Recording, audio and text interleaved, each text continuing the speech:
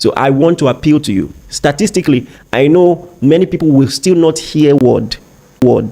Number one is the woman who says, I'm not ready.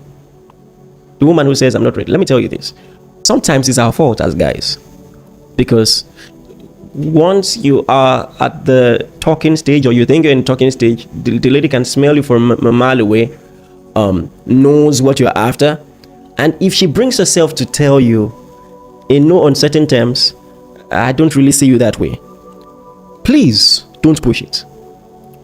Please don't push it. Yeah, listen, I know that as the man that you are now, you think you are irresistible, and she just needs more convincing and all of that. And if you push harder, then she's going to agree. But can I tell you this? Listen, if you've had ample time to spend time with each other, you've had lunch together, and just had ample time, and she keeps telling you, I don't want this. You're like a brother to me.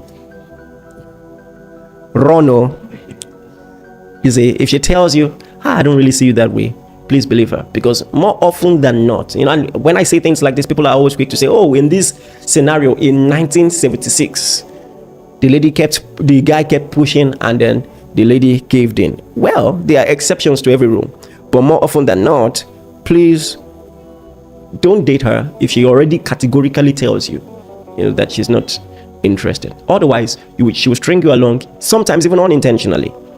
All right, and it'll just be a waste of time. So that's someone that you should be wary of.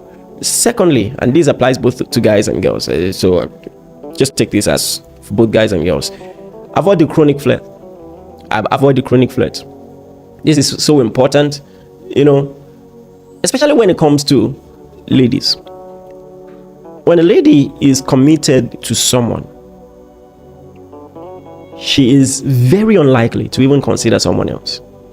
And so if you think that you have a girlfriend, but she is giving attention to many other people, know for a fact that you are in the relationship by yourself, and you're dating yourself. So you might want to watch out for that. All right. Listen, and this is not supporting guys who are unnecessarily clingy and overprotective. For some people, everything is flirting. Just talking to any guy is flirting. But you might want to read up what it means to have a flirtatious character. When she's giving vibes, that she's not taking, like there is room. And even if she's not even having untoward conversations with anybody, but she's acting free, like she might even throw it around once in a while. I don't like to be caged, and things like that. That might be something to be wary of, because apart from what she is doing, it's also testament to the state of her mind. She just doesn't see you that way. And my advice is that you take that cue and then you duck. The third one I want to talk about is a woman who is materialistic. Listen, a woman who is materialistic, there are a lot of things I can say about this, but let me say this. This is one easy way to know if a woman cares about you. Forget that culture that you see on social media. Let me tell you this. A lady who truly cares about you will be worried about if you have future plans for your finances and all of that. If you just keep throwing money, her direction, because she keeps asking constantly, and she doesn't say, hey, isn't this, shouldn't you slow down? Shouldn't you think about this? It might be a serious sign or a serious pointer to the fact that she's not envisaging a future with you. If she is materialistic, in fact, these are some of the signs. Every conversation will somehow lead to the need for you to bring out money to pay for something, that she needs. Every conversation, no matter what, even if you're talking about the gospel, somehow it has the same end point, So I said that to say that I need this money and all of that. Run. All right, this is very important. You might need to run away from such a person. All right.